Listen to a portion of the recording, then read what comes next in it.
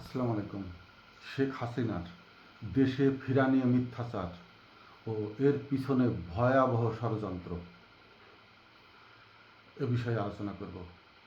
মূলত ভারত ভিতরে ভিতরে সম্পূর্ণভাবে ভেঙে পড়েছে, বিধ্বস্ত হয়ে গেছে তাদের মানসিক চিন্তা ভাবনা, বিশেষ করে বাংলাদেশকে নিয়ে তাদের যে উচ্চাভিলাষ পরিকল্পনা ছিল সেটি কিভাবে বরফের মতো গলতে গলতে একসময় পুরা ধস নেমে এলো, সেটা নিয়ে এখন সময় এসেছে আলোচনা করার।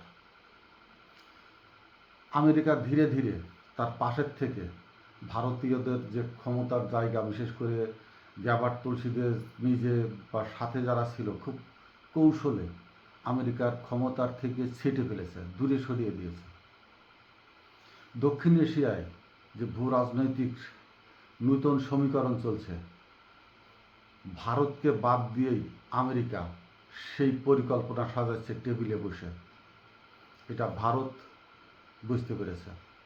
সর্বশেষে এসে দীনেশ ত্রিবেদী বাংলাদেশের যে উচ্চাকাঙ্ক্ষা, উচ্চাভিলাষ, বাংলাদেশকে নিয়ে তার সেই আকাশ বাতাস পাতাল স্বর্গ মর্ত যত যাই চিন্তা ভাবনা নিয়ে আসছিল না কেন, এবং এসে তিনি যে গুপ্তচর হিসাবে যেখানে যেখানে মুভ করতে গেছে প্রতিবন্ধকতার সৃষ্টি হয়েছে। অর্থাৎ তিনি আওয়ামী লীগকে নিয়ে, আওয়ামী লীগের ঘর সাজানোর জন্য যেখানে যখন মুভ করেছেন সেখানেই তিনি ধরা পড়ে গেছেন।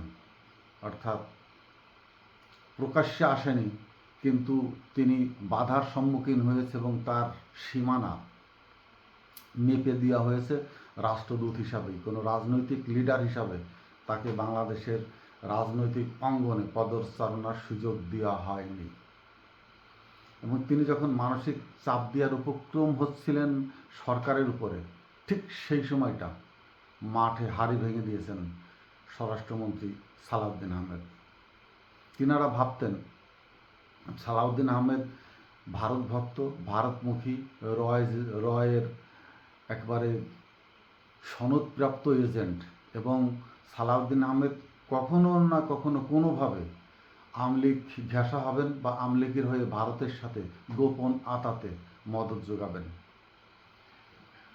এই জায়গা দীনেশ ত্রিবেদীর একেবারে মাথায় হাত উঠিয়ে দিয়েছেন স্বরাষ্ট্রমন্ত্রী যখন প্রকাশ্যে বললেন আওয়ামী লীগের মৃত্যু হয়েছে বাংলাদেশে আর দাফন হয়েছে দিল্লিতে। এই যে ভয়াবহ এক ভারতের ভারত বিমুখী, এবং বিশেষ করে সালাউদ্দিন আহমেদ যাকে নিয়ে বাংলাদেশের জল্পনা কল্পনার কোনো শেষ নেই, যাকে প্রত্যেকটি নাগরিকই মনে করে ভারত থেকে আগত ভয়াবহ এক ভারতের গোয়েন্দা সরকারের ভিতরে ঢুকে আছে, তিনি যখন এই কথাটি বলেন তখন দীনেশ ত্রিবেদী থেকে শুরু করে জয়শঙ্কর, অমিত শাহ বা আরও যারা ভারতকে নিয়ে বাংলাদেশের সাথে তাদের যে উদ্দেশ্য প্রণোদিত কর্মকাণ্ড, পুশিন থেকে শুরু করে কাটাতার বিভিন্নভাবে প্রেশার যোগাচ্ছিল, তারা দেখেন সব থেমে গেছে। পুশিনের জায়গাটা কমে আসছে। এখন আর সেই যে পশ্চিমবঙ্গের মুখ্যমন্ত্রী, তার কিন্তু দেখবেন সেই হাম্পাই ডাম্পাই দমভক্তি একেবারেই প্রায় স্তিমিতর পথে। বিশেষ করে জাতীয় ককরোচ পার্টির যে রাজনৈতিক যে উত্থান এবং তাদের যে ভারতের ভিতরে রাজনীতির অঙ্গনে যে বড় ধরনের সরকারকে চাপ দিতে পেরেছে, এটাও যেমন একদিকে, অন্যদিকে ত্রিপুরা থেকে শুরু করে মণিপুর, এই অঞ্চলটা কিন্তু এখনও অশান্ত রয়ে গেছে। সেই যে উপজাতি ঘেরা অঞ্চল, যেখানে বারবার বলা হচ্ছিল ইসরায়েলিরা সেখানে বসত করতে চাচ্ছে, বা ইহুদি সম্প্রদায়ের একটি বড় জনগোষ্ঠী পর্যটক হিসাবে সেখানে ঢুকে পড়েছে, ভিতরে অভ্যন্তরীণভাবে যখন এইভাবে বিধ্বস্তের পথে, ঠিক সেই সময় ভারত আর একটি ধাক্কা খেয়েছে বাংলাদেশের কাছ থেকে। দীনেশ ত্রিবেদী যখন ঘোষণা করলেন ট্যুরিস্ট ভিসা উন্মুক্ত বাংলাদেশিদের জন্য, ঠিক তখন প্রথম ধাপে কতিপয় অল্প সংখ্যক কিছু শুধু হিন্দু সম্প্রদায়ের লোকই ভারতের ট্যুরিস্ট ভিসা গ্রহণ করেছে বা লাইনে দাঁড়িয়েছিল। তারা কারা? যাদের আত্মীয় স্বজন ওই পাশে আছে, অথবা যারা বাংলাদেশে এসে কোনো কাজে এসে আটকে পড়েছিল, শুধু তারাই ওপাশে যাওয়ার জন্য এই ভিসা আবেদন করেছিল। কিন্তু 15 দিন পরেই দেখা গেল আর কোনো লোক ভারতের ট্যুরিস্ট ভিসা বা মেডিকেলে যাওয়ার জন্য অতটা উদ্গ্রীবতা দেখাচ্ছে না, অতটা আগ্রহ প্রকাশ করছে না। কলকাতার ব্যবসায়ীরা যখন ট্যুরিস্ট ভিসার কথা শুনলো, তারা কিন্তু দোকানে দোকানে বসে বসে মিষ্টি খাওয়া খাই করছিল, আনন্দ উৎসব করছিল কলকাতার ব্যবসায়ীরা, কলকাতার হোটেল মালিকরা, কলকাতার হাসপাতালগুলো। কিন্তু সেই ধরনের বাংলাদেশিদের সাড়া না পেয়ে, এই রিপোর্টগুলো তো কেন্দ্র সরকারের হাতে পৌঁছায়, বাংলাদেশি সেই অনাগ্রহ দেখে ভারত সরকার সম্পূর্ণ স্তম্ভিত, হতবাক, থান্ডার হয়ে গেছে যে বাংলাদেশ কত তাড়াতাড়ি পুরা ইউটার্ন নিয়ে তারা অন্য পথের অভিযাত্রী হিসাবে পথ চলতে শুরু করেছে। সরকার থেকে শুরু করে প্রতিটি নাগরিকের অন্তরে ভারতের বিরুদ্ধে যে ঘৃণা বিদ্বেষের সৃষ্টি হয়েছে, তার সূত্রপাত ভারত স্পষ্টভাবে বুঝতে পেরেছে যে একমাত্র একটি মানুষকে ঘিরে, আর যে মানুষকে ঘিরে বাংলাদেশে এতদিন তারা প্রতাপ খাটিয়ে গেছে, বাংলাদেশকে যা ইচ্ছে তাইভাবে ব্যবহার করে গেছে, সেটি হলো শেখ হাসিনা।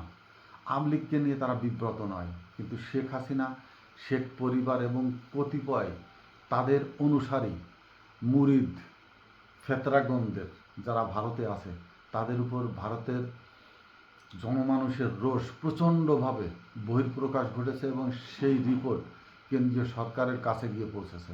মোদির সামনে সেই রিপোর্ট যে ভারতের 80 থেকে 90% মানুষ শেখ হাসিনা এবং আওয়ামী লীগের যারা ভারতে আছে তারা পছন্দ করছে না, চাচ্ছে না, এদেরকে যে কোনোভাবেই হোক দেশ থেকে বিতাড়িত করে দিতে হবে। যার জন্যই ভারত শেখ হাসিনাকে আর দেশে রাখতে চাচ্ছে না, তাকে সরে যেতে বলছে, অভ্যন্তরীণভাবে চাপ দিচ্ছে তাকে।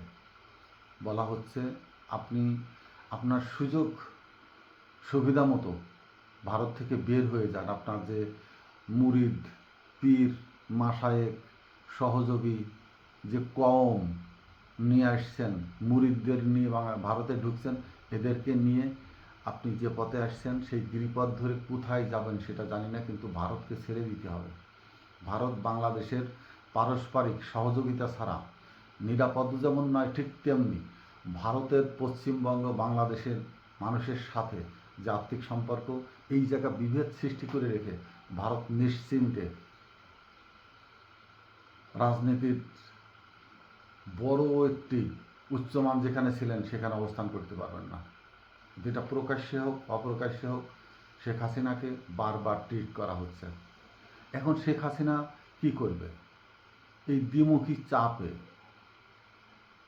বাংলাদেশে যে আওয়ামী লীগ আছে শেখ হাসিনাকে চাচ্ছে না, অর্থাৎ তারা জানে যে শেখ হাসিনা একজন ভয়াবহ দানবীয় রাক্ষসী, এর হাতে দলও যেমন নিরাপদ নয়, ঠিক তেমনি দলের কর্মীরা আরও বিপদগ্রস্ত, আরও মৃত্যুর ঝুঁকে থেকে শুরু করে তাদের পরিবার পরিজন নিয়ে অত্যন্ত দুর্বিষহ জীবনযাপন করছে এই একটি শেখ হাসিনার কার্যকলাপের জন্য। সে তার বাবার ভাইয়ের মৃত্যুর প্রতিশোধ নিতে এতটা উদ্গ্রীব, এবং সেই দায়ভার কি বাংলাদেশের এই জনগণ বহন করবে?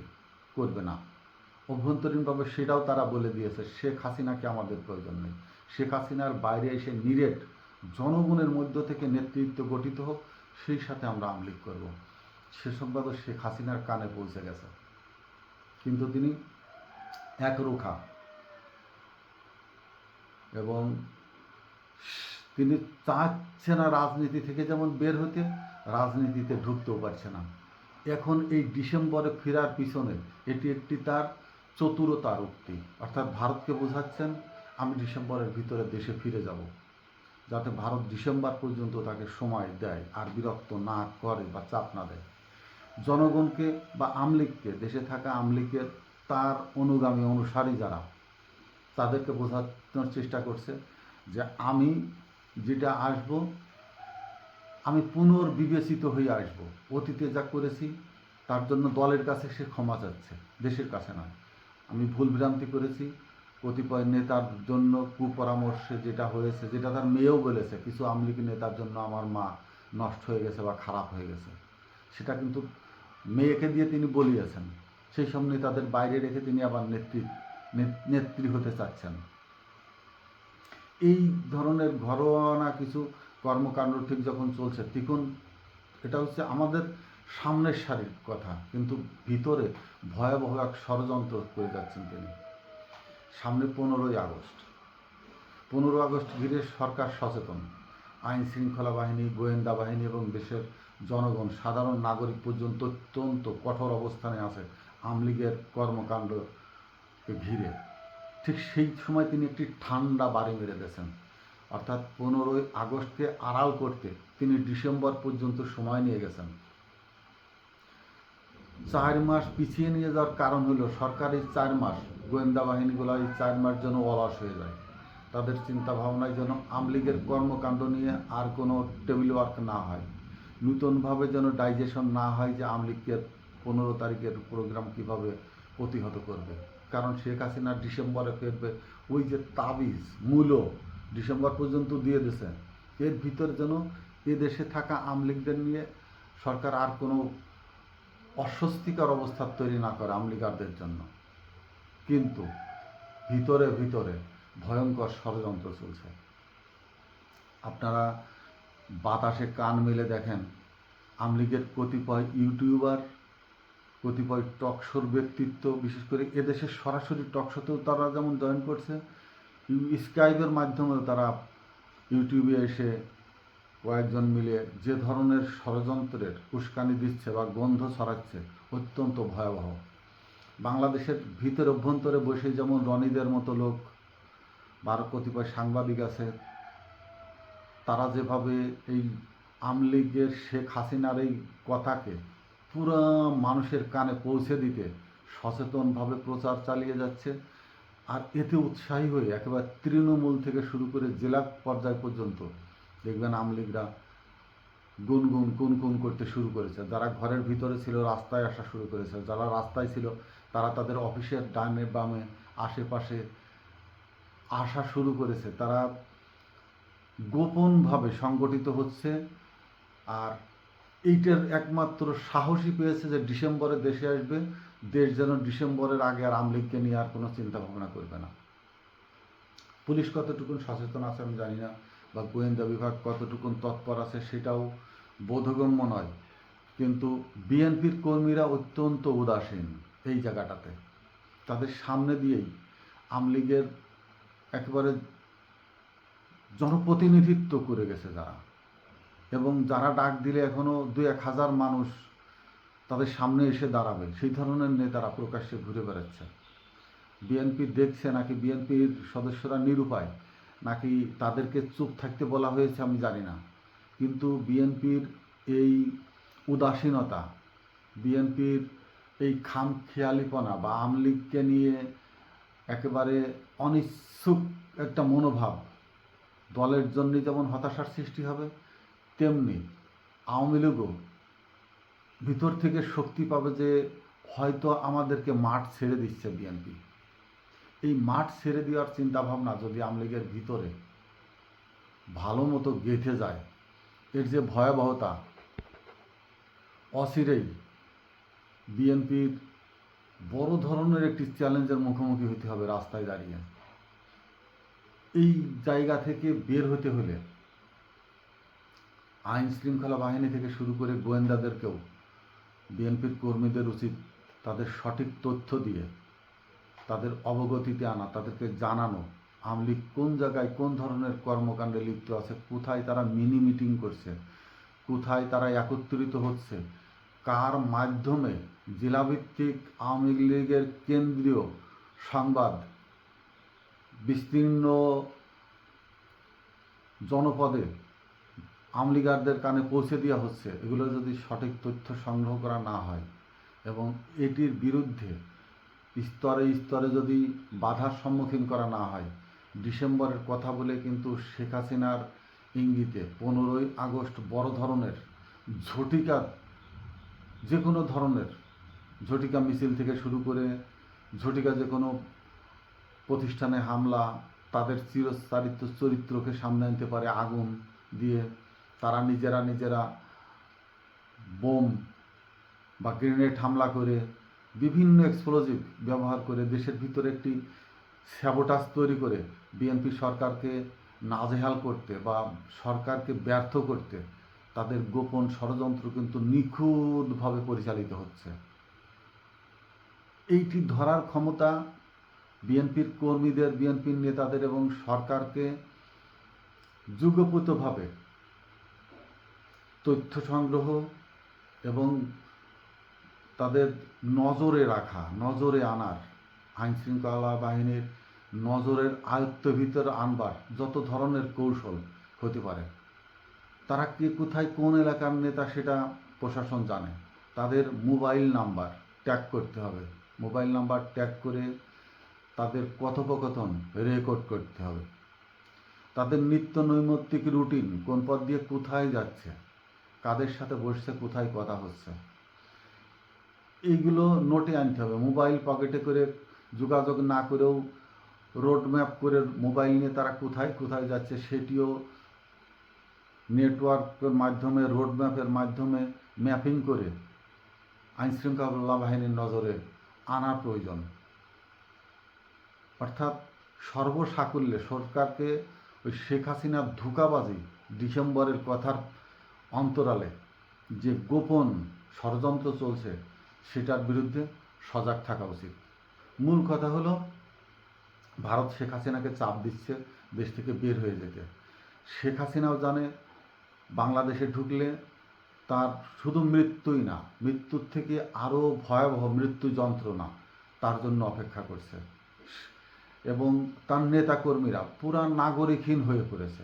তাদের যে নেতারা বিভিন্ন দেশে আছে তাদের কারোর কাছেই বৈধ পাসপোর্ট নাই। শেখ হাসিনা যতই বলুক আমি আমার 360 জন মুরিদিয়ান নিয়ে দেশে ঢুকবো, 60 জন মুরিদিয়ান নিয়ে দেশে ঢুকার মতো কোনো নেতাই সেই পরিস্থিতি আর নাই। বৈধ পাসপোর্ট নাই, ইমিগ্রেশন পার হওয়ার কোনো সুযোগ নাই। তখন যারা যে পাসপোর্ট নিয়ে বিভিন্ন দেশে ঢুকে পড়েছিল সে পাসপোর্ট বাতিল হয়ে গেছে। অর্থাৎ শেখ হাসিনা হুমকি ধমকি দিয়ে দেশকে যেমন অস্থিতিশীল করতে চাচ্ছে, তেমনি ভারতকেও বোঝাতে চাচ্ছে শান্ত রাখবার জন্য ভারতকে। কিন্তু ভারত আর সম্ভবত শান্ত হবে না, যেহেতু সে ডিসেম্বরের কথা বলে ফেলেছে। ডিসেম্বর পর্যন্ত অলিখিত একটি অ্যাপ্লিকেশন সরকারের কাছে প্রসেসিং হলো, ডিসেম্বর পর্যন্ত অপেক্ষা করবে এবং ডিসেম্বরের ভিতরে বাংলাদেশে থাকা যারা আওয়ামী লীগ তারা একটি ফিল্ড তৈরি করার চেষ্টা করবে, জায়গা তৈরি করবে তাদের রিসিপশনের জন্য, বা কোনভাবে দেশে আনা যায় সেটা কোনোভাবেই সম্ভব নয়, সেটা তারাও জানে। কিন্তু মানসিক একটা চেতনার বোধকে উচ্ছ্বসিত করবা বা মানুষকে পিনিং করার একটি ক্ষেত্র তো পেল। কিন্তু এই ধোঁকাবাজি বক্তৃতা, ধোঁকাবাজি কথাবার্তা, সে যে চিটার বা একটি চাপাবাজ রাজনৈতিক নেতা শুরু থেকেই এবং শেষ পর্যন্ত একেবারে শেষ কথাটিও তার যে বড় ধরনের ধোঁকা, বড় ধরনের ফিকারবাজি, 420 চিটারি, এটা জনগণের সামনে আরও উন্মোচিত হয়ে গেল। ভিতরে আরও তথ্য আছে, জানাবো অল্প কিছুক্ষণই পরে। আসসালামু আলাইকুম।